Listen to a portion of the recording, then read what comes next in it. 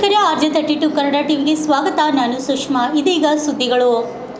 ಎತ್ತಿನ ರೈತರು ಉಳಿಯದಿದ್ದರೆ ಭಾರತ ಸಂವಿಧಾನ ಉಳಿಯಲು ಸಾಧ್ಯವೇ ಎಂಬ ಪ್ರಶ್ನೆಗೆ ಉತ್ತರ ಪಡೆಯಲು ವಿಶ್ವಗುರು ಬಸವಣ್ಣನವರ ನ್ಯಾಯ ಪಂಚಾಯಿತಿ ನಡೆಯುತ್ತಿದ್ದ ಬಸವ ಕಲ್ಯಾಣ ಪರುಷಕಟ್ಟೆಯಿಂದ ಕೂಡಲಸಂಗಮವರೆಗೂ ಮೇ 30ರವರೆಗೂ ಪಾದಯಾತ್ರೆ ನಡೆಸಲಾಗುವುದು ಎಂದು ನಂದಿಕೂರ್ ಅಭಿಯಾನದ ಸ್ವಯಂ ಸೇವಕರಾದ ಬಸವರಾಜ್ ಬಿರಾದಾರು ತಿಳಿಸಿದ್ದಾರೆ. ಪತ್ರಿಕಾಭವನದಲ್ಲಿ ನಡೆದ ಸುದ್ದಿಗೋಷ್ಠಿ ಉದ್ದೇಶಿಸಿ ಮಾತನಾಡಿದ ಅವರು, ಪಾದಯಾತ್ರೆ ನೇತೃತ್ವವನ್ನು ಪೂಜ್ಯ ಗುರುಬಸವ ಪಟ್ಟದೇವರ ವಹಿಸಲಿದ್ದು, ಶ್ರೀಗಳು ಸಹೋದರ ನಂದಿಕೂಗು ಅಭಿಯಾನದ ಮಾರ್ಗದರ್ಶಕರಾದ ಸೋಮಲಿಂಗ್ ಪಾಟೀಲ್ ಅವರು ಭಾಗವಹಿಸಲಿದ್ದಾರೆ ಎಂದು ತಿಳಿಸಿದರು. ಪಾದಯಾತ್ರೆ ಮೂಲಕ ಕೃಷಿಕರನ್ನ ಪ್ರತಿ ತಿಂಗಳು 11,000 ಪ್ರೋತ್ಸಾಹ ಧನ ನೀಡುವ ಯೋಜನೆ ಜಾರಿಗೆ ತರಬೇಕು. ನಂದಿಯನ್ನು ರಾಷ್ಟ್ರೀಯ ಶಕ್ತಿ ಎಂದು ಘೋಷಿಸಿ ರಾಜ್ಯವಾರು 10% ಬಜೆಟ್ ಮೀಸಲಿಡುವ ಕಾನೂನು ಜಾರಿಗೆ ತರಬೇಕೆಂದು ಒತ್ತಾಯಿಸಲಾಗುವುದೆಂದು ಈ ಸಂದರ್ಭದಲ್ಲಿ ತಿಳಿಸಿದರು. ಸುದ್ದಿಗೋಷ್ಠಿಯಲ್ಲಿ ಆಕಾಶ್ ಮೊಳಕೆರೆ ಸೇರಿದಂತೆ ಮತ್ತಿತರರು ಹಾಜರಿದ್ದರು. Bureau report, RJ32 Kannada news, Kalaburagi.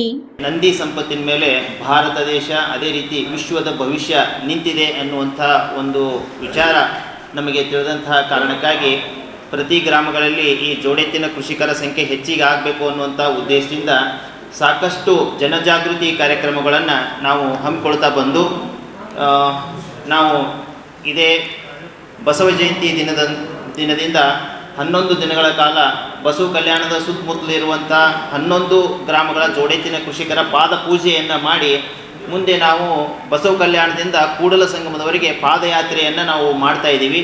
ಈಗ ಮಾರ್ಗ ಮಧ್ಯದಲ್ಲಿ ಈಗ ಗುಲ್ಬರ್ಗ ನಗರಕ್ಕೆ ಬಂದು ಈ ವಿಚಾರವನ್ನು ಹಂಚ್ಕೊಳ್ತಾ ಇದ್ದೀವಿ. ಈ ಎತ್ತಿನ ರೈತರು ಉಳಿಯದಿದ್ದರೆ ಭಾರತ ದೇಶದ ಸಂವಿಧಾನ ಉಳಿಯಲು ಸಾಧ್ಯವೇ? ಈ ಒಂದು ಪ್ರಶ್ನೆಯನ್ನು ಮುಂದೆ ಇಟ್ಟುಕೊಂಡು ನಾವು ಈ ಪಾದಯಾತ್ರೆಯನ್ನು ಮಾಡ್ತಾ ಇರುವಂಥದ್ದು. ಈ ಭಾರತ ದೇಶದ ಸಂವಿಧಾನ ರಚನೆ ಆಗಬೇಕಾಗಿತ್ತು ಅಂದರೆ ಅದಕ್ಕೆ ಮೂಲ ಶಕ್ತಿಯಾಗಿ ಕೆಲಸ ಮಾಡ್ತಾ ಬಂದಿರುವಂಥದ್ದು 5,000 ವರ್ಷಗಳಿಂದ. ಅದು ಜೋಡೆತ್ತಿನ ಕೃಷಿಕರು ಅನ್ನುವಂಥದ್ದು ಇವತ್ತು ವೈಜ್ಞಾನಿಕವಾಗಿ ನಮಗೆ ತಿಳಿತಾ ಇದೆ. ಅಂದರೆ ಒಂದು ಆಧ್ಯಾತ್ಮಿಕ ವಿಜ್ಞಾನ, ಅದೇ ರೀತಿ ಭೌತಿಕ ವಿಜ್ಞಾನ, ಎರಡೂ ರೀತಿಯಿಂದಲೂ ನಮಗೆ ತಿಳಿತಾ ಇರುವಂಥದ್ದು. ಆದರೆ ಇದೇ ಒಂದು 50 ವರ್ಷಗಳಲ್ಲಿ ಸುಮಾರು 80% ಏನಾಗಿದೆ, ಈ ಜೋಡೆತ್ತಿನ ಕೃಷಿಕರು ಪ್ರತಿ ಗ್ರಾಮಗಳಲ್ಲಿಯೂ ಕೂಡ ನಾಶ ಆಗಿರುವಂಥದ್ದು. ಹೀಗಾಗಿ ನೀವು ಯಾವುದೇ ಗ್ರಾಮಕ್ಕೆ ಹೋಗಿ ಕೇಳಿದರೂ ಕೂಡ ಈ ಜೋಡೆತ್ತಿನ ಕೃಷಿಕರ ಸಂಖ್ಯೆ ಕಡಿಮೆ ಆದ ಹಾಗೆ ಈ ರೋಗ ರುಜಿನಗಳು ಹೆಚ್ಚಿಗೆ ಆಗ್ತಾ ಇದ್ದಾವೆ ಅಂತಂದರೆ ಪ್ರತಿಯೊಬ್ಬರು ಉತ್ತರನೂ ಕೂಡ ಹೌದು, ಇದು ರೋಗ ರುಜಿನಗಳು ಹೆಚ್ಚಿಗೆ ಆಗ್ತಾ ಇದ್ದಾವೆ ಅಂತ. ಇದೇ 20 ವರ್ಷಗಳ ಹಿಂದೆ ಸಾಕಷ್ಟು ನಮ್ಮಲ್ಲಿ ಜೋಡೆತ್ತಿನ ಕೃಷಿ ಇತ್ತು, ಅವಾಗ ನಾವೆಲ್ಲರೂ ಆರೋಗ್ಯವಾಗಿದ್ದೀವಿ.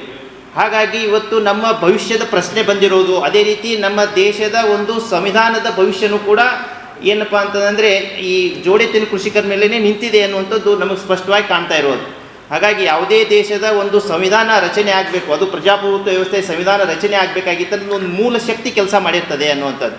ಹಾಗಾಗಿ ಇತ್ತೀಚೆಗೆ ಇದು ತೈಲ ಶಕ್ತಿಯನ್ನು ಸಂಪೂರ್ಣವಾಗಿ ಅದನ್ನೇ ಅವಲಂಬಿಸಿ ಅದಕ್ಕೆ ಪೂರಕ ಕಾನೂನು ಯೋಜನೆಗಳು ತಂದು ಇದನ್ನು ನಿರ್ಲಕ್ಷಿಸಿದಂಥ ಕಾರಣಕ್ಕಾಗಿ ಇವತ್ತೇನಾಗ್ತಾ ಇದೆ ಅಂತಂದರೆ ಇವತ್ತು ಯುದ್ಧ ಆಗ್ತಾ ಇದೆ.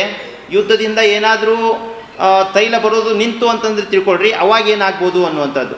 ಅಥವಾ ಇದು ತೈಲ ಇರೋದನ್ನೇ 20 ವರ್ಷಗಳಿಗೆ ಮಾತ್ರ. ಹಾಗಾಗಿ ತೈಲ ನಿಂತ ಮೇಲೆ ನಮ್ಮ ಭಾರತ ದೇಶದ ಸಂವಿಧಾನದ ಭವಿಷ್ಯ ಏನಾಗ್ಬೋದು ಅನ್ನುವಂಥದ್ದು. ಹಾಗಾಗಿ ಈವಾಗಲೇ ನಾವೇನು ಮಾಡಬೇಕಾಗಿದೆ, ಇದರ ಕುರಿತು ಚಿಂತನೆಯನ್ನು ಮಾಡಿ ಇದಕ್ಕೆ ಜೋಡೆತ್ತಿನ ಕೃಷಿಕರಿಗೆ ಪೂರಕವಾದಂಥ ಒಂದು ವ್ಯವಸ್ಥೆಯನ್ನು ನಿರ್ಮಾಣ ಮಾಡಲೇಬೇಕಾಗಿದೆ ಅಂತ ಒಂದು ಅವಶ್ಯಕತೆ ಬಂದು ಒದಗಿದೆ ಅನ್ನೋದು. ಹಾಗಾಗಿ ನಾವು ಸರ್ಕಾರಕ್ಕೆ ಈಗಾಗಲೇ ಒಂದು ಹಕ್ಕೊತ್ತಾಯ ಪತ್ರವನ್ನು ಕಳಿಸಿ ಮನವಿ ಮಾಡಿಕೊಂಡಿರೋದು ಏನು ಅಂದರೆ, ಜೋಡೆತ್ತಿನ ಕೃಷಿಕರಿಗೆ ಪ್ರತಿ ತಿಂಗಳು 11,000 ರೂಪಾಯಿ ಪ್ರೋತ್ಸಾಹಧನವನ್ನು ಕೊಡ್ರಿ, ಅದೇ ರೀತಿ 10% ಬಜೆಟನ್ನೇ ಮೀಸಲಾಗಿಡಬೇಕು ಅನ್ನುವಂಥದ್ದು. ಅಂದರೆ ಈ ಸಂವಿಧಾನದ ಮೂಲ ಬೇರುಗಳನ್ನು ಉಳಿಸೋಕ್ಕೆ, ಅದೇ ರೀತಿ ಬಸವ ತತ್ವ ಅಂತ ನಾವು ಹೇಳ್ತಾ ಇದ್ದೀವಿ, ಆ ಬಸವ ತತ್ವದ ಮೂಲ ಬೇರುಗಳು ಕೂಡ ಈ ಜೋಡೆತ್ತಿನ ಕೃಷಿಕರೇ ಆಗಿರುವಂಥದ್ದು. ಹಾಗಾಗಿ ಅವರೇನಾದರೂ ನಶಿಸಿ ಹೋದರು ಅಂತಂದರೆ ನಮಗೆ ಖಂಡಿತವಾಗಿಯೂ ಭವಿಷ್ಯ ಇಲ್ಲ ಅನ್ನುವಂಥದ್ದು ಮೊದಲೇ ಹಂತದಲ್ಲಿ ಈ ರೋಗದ ರೂಪದಲ್ಲಿ ವ್ಯಕ್ತ ಆಗ್ತಾ ಇರೋದು ಅಂತ. ಹಾಗಾಗಿ ಏನಾದರೂ ತೈಲ ನಿಂತು ಅಂದರೆ ಇನ್ನೊಂದು 2-3 ವರ್ಷದಲ್ಲೇ ಇದರ ದುಷ್ಪರಿಣಾಮ ಏನು ಅನ್ನುವಂಥದ್ದು ಪ್ರತಿಯೊಬ್ಬರಿಗೂ ಕೂಡ ಗೊತ್ತಾಗ್ತದೆ. ಕೇವಲ ಗ್ಯಾಸ್ ಬರೋದನ್ನೇ ಕಡಿಮೆ ಆದರೆ ಇವತ್ತು ಎಷ್ಟೋ ಜನರು ಕಾಯಕ ನಿಂತಾವೆ. ಈ ಡೀಸೆಲ್ ಪೆಟ್ರೋಲ ನಿಂತು ಅಂತಂತಿಕೋರಿ, ಇದು ಮೊದಲು ಪೆಟ್ಟು ಬೀಳೋದನ್ನೇ ಎಲ್ಲ ಕೃಷಿಕರಿಗೆ. ಅದಕ್ಕಾಗಿಯೇ ಹಿಂದೆ ಕಾಲಜ್ಞಾನ ಬರೆದವರು ಅವರು ಹೇಳಿದ್ದಾರೆ, ಮುಂದೆ ಏನಾಗ್ತದೆ, ಕುರುಪಿಲಿಂದ ನಾವೇನು ಮಾಡಬೇಕಾಗುತ್ತೆ, ಬೀಜ ಹಾಕಬೇಕಾಗತ್ತಾ ಅಂತ ಒಂದು ಸಂದರ್ಭ ಬಂದದ. ಎಲ್ಲ ಟ್ಯಾಕ್ಟ್ರೂ ನಿಂತು ಬಿಡ್ತಾವೆ. ಅದಕ್ಕಾಗಿ ಉಳಿಯದಿದ್ದರೆ ಈ ಭಾರತ ದೇಶದ ಸಂವಿಧಾನ ಉಳಿಯಲು ಸಾಧ್ಯವೇ ಅನ್ನುವಂಥ ಈ ಪ್ರಶ್ನೆಯನ್ನು ನಾವು ಎಲ್ಲ ಮತದಾರರಿಗೂ ಮತ್ತು ಎಲ್ಲ ಜನಪ್ರತಿನಿಧಿಗೆ ಇದನ್ನು ಮುಂದೆ ಇಟ್ಕೊಂಡು ನೀವೇ ಚಿಂತನೆ ಮಾಡಿ, ನೀವೇ ಏನು ಮಾಡಬೇಕು, ಇದಕ್ಕೆ ಉತ್ತರ ಕಂಡುಕೊಳ್ಳೋಕೆ ಪ್ರಯತ್ನ ಮಾಡಬೇಕು ಅನ್ನುವಂಥದ್ದು. ಈ ನಿಟ್ಟಿನಲ್ಲಿ ವಿಚಾರ ಮಾಡಿ ಮತ ನೀಡೋರು ಮತದಾರಿಗೂ ಅನುಕೂಲ ಇದೆ. ಅದೇ ರೀತಿ ಜನಪ್ರತಿನಿಧಿಗಳು ಯಾರು ಇದ್ರ ಬಗ್ಗೆ ಯೋಜನೆಯನ್ನು ಚಿಂತನೆ ಮಾಡಿ ಯೋಜನೆ ತರ್ತಾರೆ ಅವರಿಗೂ ಕೂಡ ಒಳ್ಳೆಯ ಭವಿಷ್ಯ ಅದ ಅನ್ನುವಂಥ ಈ ಅರಿವು ಮೂಡಿಸುವಂಥ ನಿಟ್ಟಿನಲ್ಲಿ ನಾವು ಅಲ್ಲಿಂದ ಬಸವ ಕಲ್ಯಾಣದಿಂದ ಕೂಡಲ ಸಂಗಮದವರೆಗೆ ಪಾದಯಾತ್ರೆಯನ್ನು ಮಾಡ್ತಾ ಇದ್ದೀವಿ. ನಾವು ಇದೇ ಏಪ್ರಿಲ್ 30ನೇ ತಾರೀಕಿನಂದು ಪ್ರಾರಂಭ ಮಾಡಿದ್ದೀವಿ. 13ನೇ ತಾರೀಕಿಗೆ ಕೂಡಲ ಸಂಗಮದಲ್ಲಿ ಇದು ಮುಕ್ತಾಯ ಆಗೋದಿದೆ. ಹಾಗಾಗಿ ನಾವು ಎಲ್ಲರೂ ಒಗ್ಗೂಡಿ ಈ ನಿಟ್ಟಿನಲ್ಲಿ ಚಿಂತನೆ ಮಾಡೋಣ ಬನ್ನಿರಿ ಅಂತೇಳಿ ನಾವು ಸುಮಾರು ಏನು ಮಾಡ್ತಾ ಇದ್ದೀವಿ, ಪೂಜ್ಯರನ್ನು ಇದಕ್ಕೆ ನಾವು ಆಹ್ವಾನವನ್ನು ಮಾಡ್ತಾ ಇದ್ದೀವಿ. ಅಲ್ಲಿ ವಿಶೇಷವಾದಂಥ ಒಂದು ಚಿಂತನೆ ಕಾರ್ಯಕ್ರಮ ಕೊನೆಯಲ್ಲಿ ಆಗೋದದ. ಹಾಗಾಗಿ ಮುಂದಿನ ಏನೇ ಪ್ರಶ್ನೆ ಇದ್ದರೂ ತಾವು ಕೇಳ್ಬೋದು ಅಂತೇಳಿ